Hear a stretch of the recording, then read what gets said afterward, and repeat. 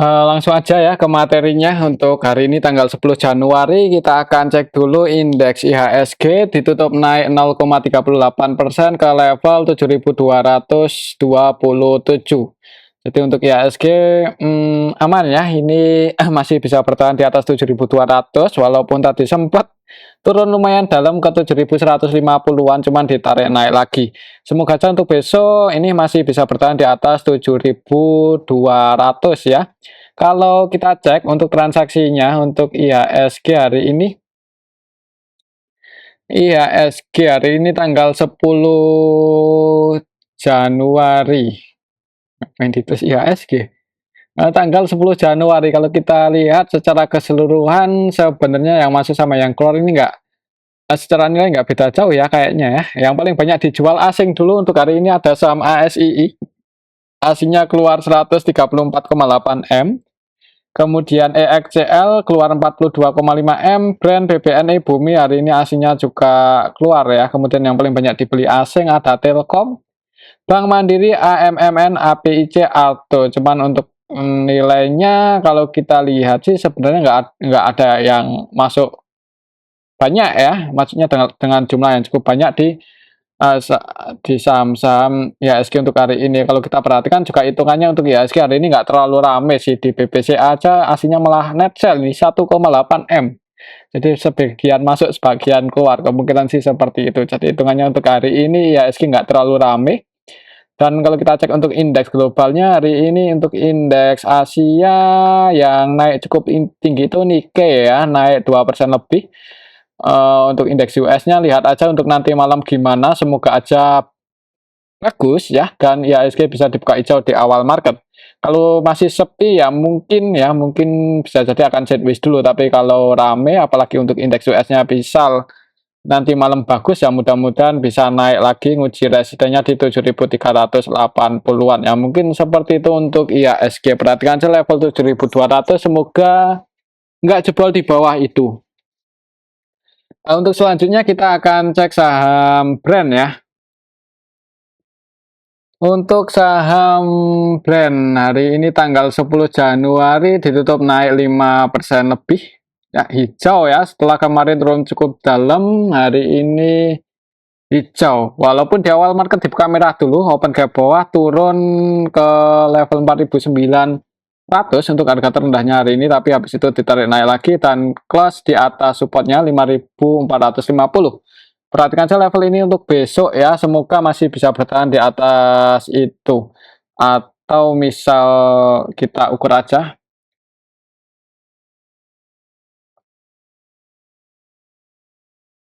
Ini sih. Ya, harga terendah hari ini kita pakai jadikan support. Jadi untuk besok karena ini close-nya berarti pas di area resisten ya. Mungkin lihat aja di awal market. Kalau langsung hijau, target price-nya di sini secara technical, resisten selanjutnya ada di 6.175 ini. Resisten selanjutnya kalau misal besok naik. Tapi kalau merah ya hati-hati sih, mending coba kita cek dulu ya untuk transaksinya hari ini brand asingnya malah keluar ini 39,2 M, padahal kemarin masuk kalau nggak salah. Kalau kita cek dari kemarin masih net buy sih, cuman kemarin masuk hari ini keluar untuk asingnya. Kalau kita cek di sini untuk brand hari ini tanggal 10 Januari ya.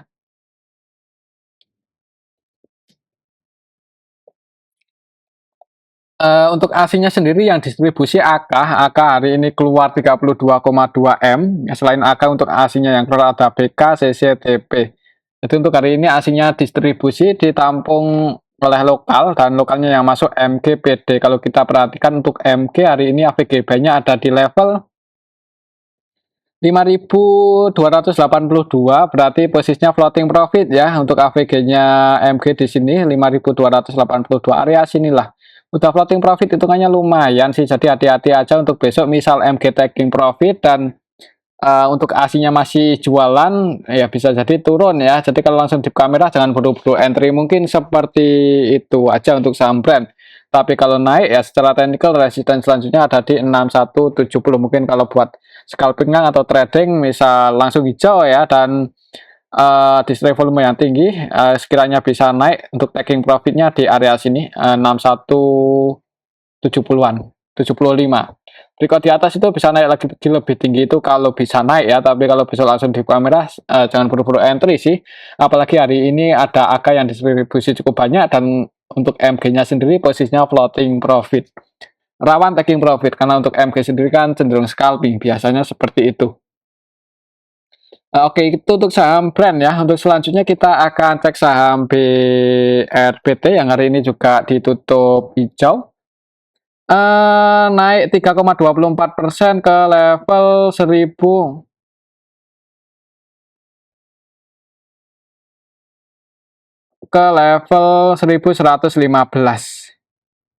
Jadi untuk saham BRPT naik, tadi sempat turun tapi gapnya belum ketutup sempurna sih. Wah, kalau mau nutup gap harusnya ke 1050 dulu, tapi harga terendah hari ini ada di 1055 ya, sedikit di atas.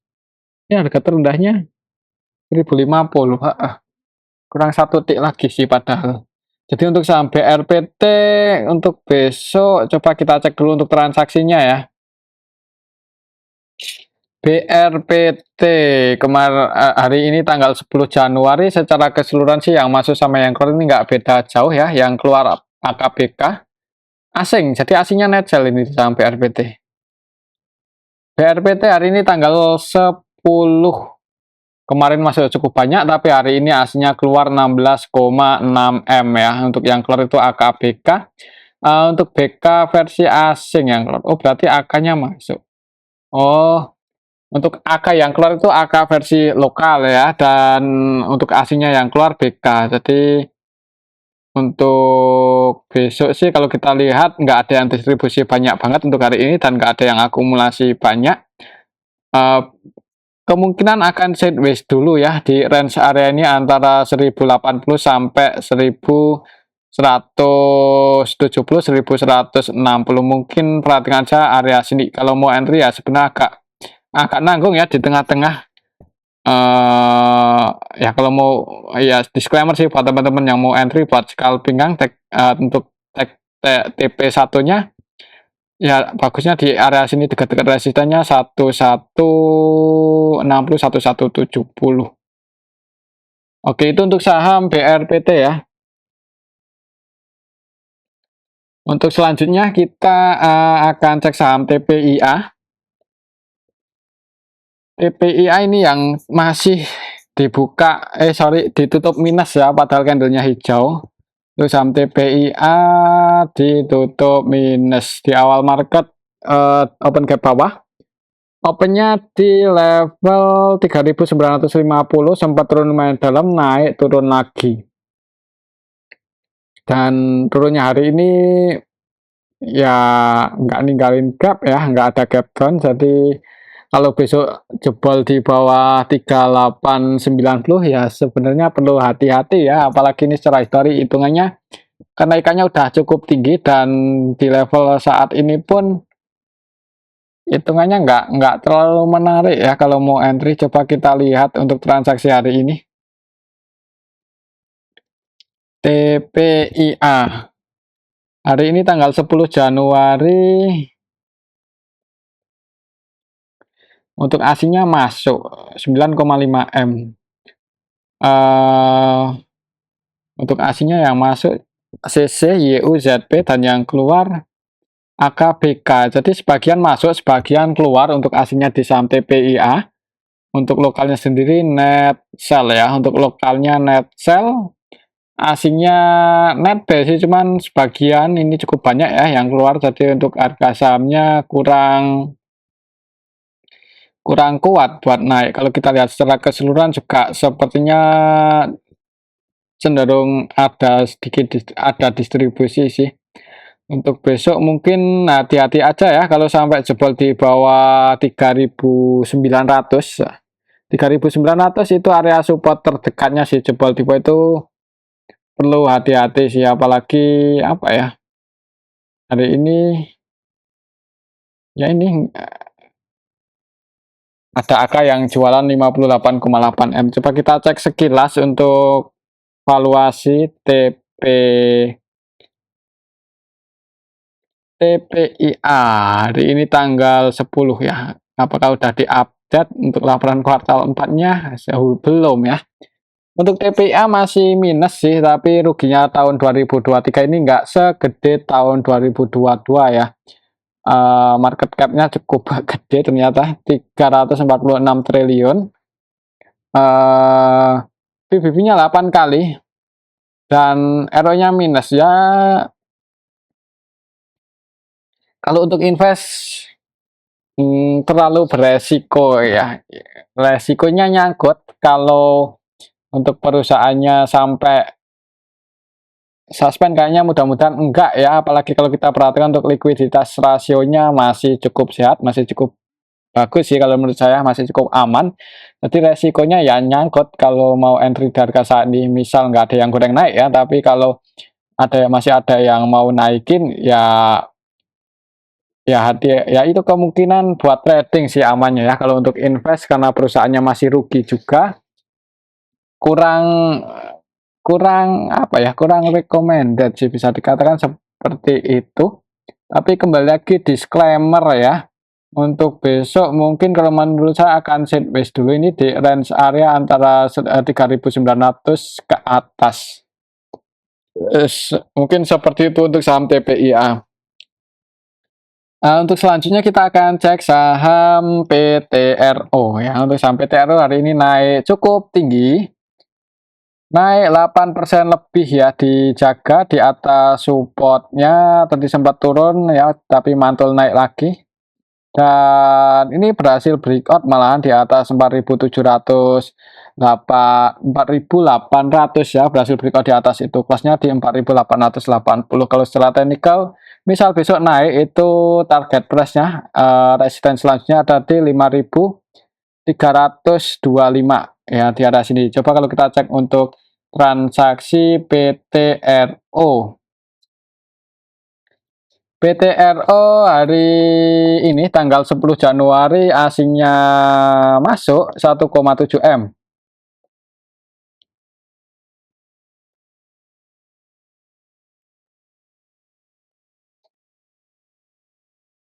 Kalau kita lihat sekilas sih sebenarnya nggak ada yang akumulasi banyak ya. Malahan ada ini yang jualan 2 M lebih, ini siapa? HP. HP cenderung distribusi sih. Yang jadi market maker utamanya CC, tapi CC cenderung scalping. Net buy 61 juta, nilai transaksinya 10 M lebih ya. Jadi untuk besok untuk saham PTRO ya amannya buat scalpingan sih, trading untuk saat ini, dan buat patokan aja ini ya. Kalau masih bisa bertahan di atas 4.800, naik target price-nya ada di 5.350. Tapi kalau jebol di bawah 4.800 bisa tunggu lagi di area supportnya yang tadi 4.400. Mungkin seperti itu untuk sampai TRO. Buat patokan ini aja area support resisten ya. Oke, itu untuk sampai TRO. Coba kalau kita lihat sekilas untuk valuasi PTRO, apakah ada resiko nyangkut kalau turun? Oh, ini malah laporan kuartal 3 nggak diupdate ya. Wah, ini udah awal tahun, tapi laporan kuartal 3-nya belum keluar. Perlu hati-hati berarti ya. PBV-nya 1,4, ROE-nya 9 kali dengan PBV 1,4, hitungannya kurang menarik sih. Dan hati-hati ini liquidity rasionya kurang bagus ya, terlalu beresiko, hutangnya cukup gede, 2 kali lipatnya dari ekuitas. Kemudian rasio yang lain juga ya nggak aman sih ini. Liquidity rasionya kurang bagus, saya masih profit sih, ROE cuman di bawah 10%, nggak tinggi-tinggi banget sih, apalagi PBB-nya 1,4. Kalau di bawah 1 mungkin masih bisa dipertimbangkan ya kalau nyangkut, tapi kalau udah di 1,4 kalau mau entry amannya buat trading sih, untuk swing mungkin maksimal. Ya pasang antisipasi aja kalau harganya konfirmasi jebol di bawah 4.400-an ya, mungkin seperti itu aja untuk saham PTRO. Tapi kembali lagi disclaimer, Untuk selanjutnya kita akan cek saham Cegaz. Cegaz hari ini tanggal 10 Januari naik cukup tinggi, 22% ya. Siapa yang goreng? Coba kalau kita cek di sini untuk saham Cegaz tanggal 10 Januari aslinya keluar 200-an juta dan nilai transaksinya cukup gede ya. Untuk saham seperti Cegaz 283 M. Jadi siapa yang goreng?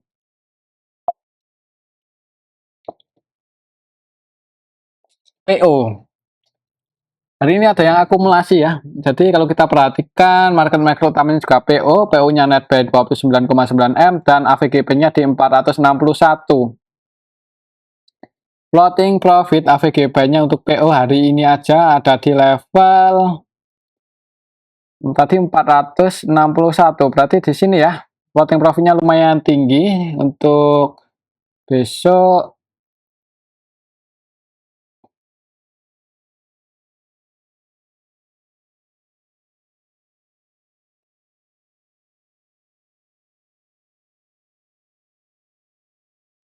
Floating profitnya berarti udah floating profit 13%-an ya untuk ini si PO di saham Cegaz untuk hari ini aja floating profitnya 13%. Jadi kalau mau entry sih sebenarnya kalau ya amannya buat trading sih selama masih bisa naik aja ya. Buat scalpingan profit di atas 4% gitu mending diamankan. Takutnya kalau PO taking profit kan kita juga nggak tahu juga ya kapan mau taking profitnya. Kalau kita cek dari awal IPO untuk PO net by 21 M dan AVGP-nya di 435 malah lebih rendah lagi 435 berarti di level sini 435 ya. Berarti untuk posisi hari ini dari awal IPO untuk PO AV udah floating profit sebesar 20%-an ya. Ya semoga aja enggak kalau enggak distribusi ya untuk besok. Selama PO-nya nggak jualan, mungkin masih ada yang jaga sih untuk saham Cegaz. Semoga saja seperti itu. Coba kalau kita cek untuk waranya. Warnanya merah ya.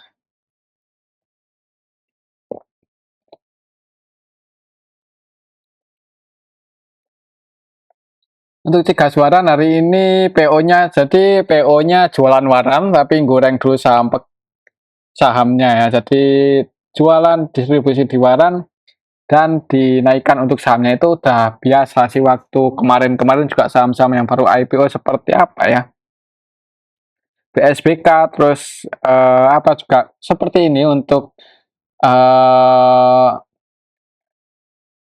ya transaksinya ya. Jadi mungkin bisa buat gambaran kira-kira untuk saham Cegaz beberapa waktu ke depan akan seperti apa. Lihat aja seperti BSBK atau saham-saham yang lain yang di awal-awal IPO itu sahamnya digoreng dulu tapi underwriternya atau bandarnya jualan di waran. Biasanya sih mungkin untuk saham induknya masih bisa naik ya, untuk saham Cegaznya masih bisa naik, tapi habis itu rawan dibanding turun ya. Jadi kalau mau entry hati-hati aja. Eh, Selama harga nggak sesuai prediksi ya jangan ragu buat cut loss. Tapi untuk besok sih sebenarnya kayaknya masih ada kemungkinan buat naik ya, walaupun rawan koreksi juga sih. Ya amannya buat scalping mungkin seperti itu. Kalau mau entry antara Cegaz atau waran lebih aman di Cegaz sih. Soalnya kalau di waran harganya udah di bawah, apalagi ketika harganya di bawah itu malah yang kebanyakan pegang waran retail ya, itu kemungkinan ya udah itu susah ya buat naik. Dan misal nanti ketika mendekati tanggal bisa menembus waran itu biasanya harga Cegaznya itu turun. Biasanya seperti itu kalau waran kebanyakan yang pegang publik atau retail ya. Mungkin seperti itu sih untuk saham Cegaz. Untuk saham Cegaznya mudah-mudahan masih ada kemungkinan naik sih, tapi perlu hati-hati. Oke, itu untuk saham Cegaz. Tapi untuk waran kayaknya agak berat ya, apalagi yang nampung retail ini XL net buy 4,9 M ya. Untuk XL itu cenderung scalping sih, trading ya, ya emang trading. Kalau mau swing di waran ya beresiko, resikonya cukup gede ya. Untuk selanjutnya kita akan cek saham SMLE. Di hari pertama IPO ditutup arah ya untuk saham SMLE itu. Kalau kita cek untuk transaksinya, tadi sempat turun tapi naik lagi.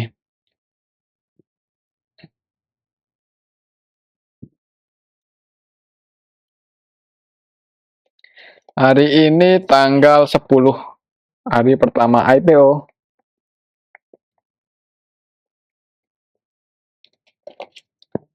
Ada AO yang jaga harga ya. Net buy 9 eman lebih, dan yang jadi market maker utamanya juga AO.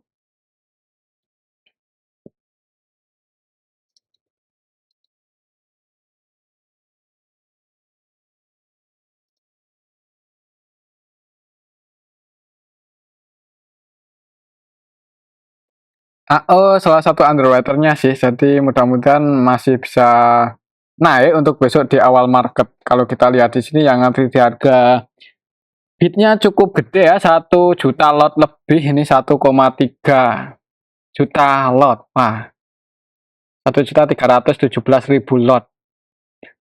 Bisa jadi di awal market langsung open gap atas sih, tapi apakah itu dibuka ke arah atau enggak?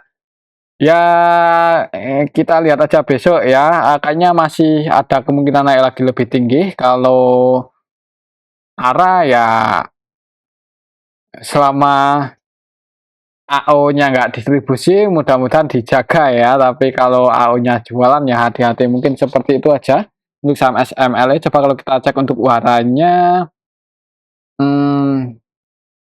sempat naik turun. Ya kalau seperti ini jangan terlalu apa ya, pengen masuk ya di saham di waran. Resiko ini habis naik tinggi ya, tapi habis itu dibanting turun. Apalagi kalau kita cek transaksinya di misal di distribusi untuk warannya, mending nggak usah masuk sih kalau di waran. Lebih aman di sahamnya daripada di warannya. SMLE waran. Kalau kita lihat EP ya, salah satu underwaternya net sell 8,3 M, dan yang nampung XL, PD, XC. Kita tahu sendiri ini kebanyakan teman-teman kita ya yang pakai broker-broker ini. Untuk besok sih mending kalau mau entry, walaupun di waran itu kesannya udah koreksi cukup dalam dan ada potensi naik ya, tapi potensi turun kayaknya lebih gede sih untuk warannya itu. Jadi lebih aman ya, lebih aman di saham, beli sahamnya aja ya daripada warannya. SML ya, nah beli ini. Ini kayaknya masih ada kemungkinan naik sih, tapi besok entah bisa ambil posisi atau enggak ya, saya nggak bisa mastiin ya, soalnya yang ngantri di harga bid tadi ada 1,3 juta lot ya, cukup gede, 1.300.000 lot ya. Bisa jadi open gap atas, apakah itu langsung open arah atau enggak ya, kita lihat aja besok, tapi masih ada kemungkinan naik lebih tinggi sih untuk besok. Oke, itu untuk saham SMLE. Misal bisa ambil posisi udah open gap atas cuman nggak open di harga arah ya, disclaimer buat teman-teman yang mau entry dan udah floating profit sekiranya lumayan gitu, mending diamankan sih, karena masih rawan saham-saham yang baru IPO itu amannya buat scalpingan.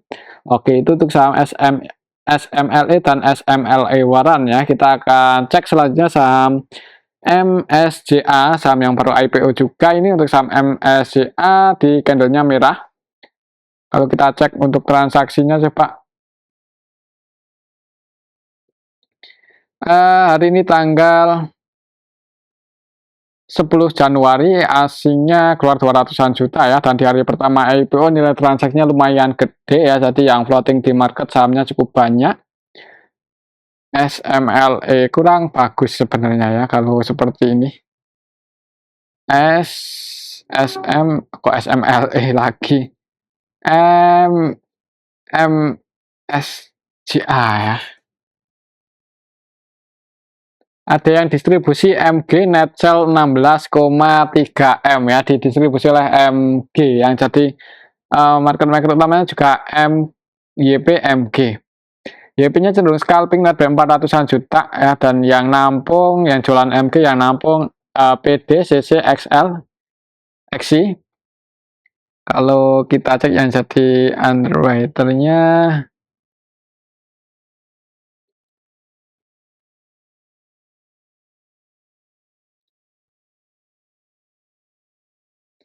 OD LS yang floating di market yang jual di publik 15%, enggak terlalu gede sih padahal ya. Di ya mudah-mudahan misal besok turun, habis itu ada potensi naik sih kalau menurut saya.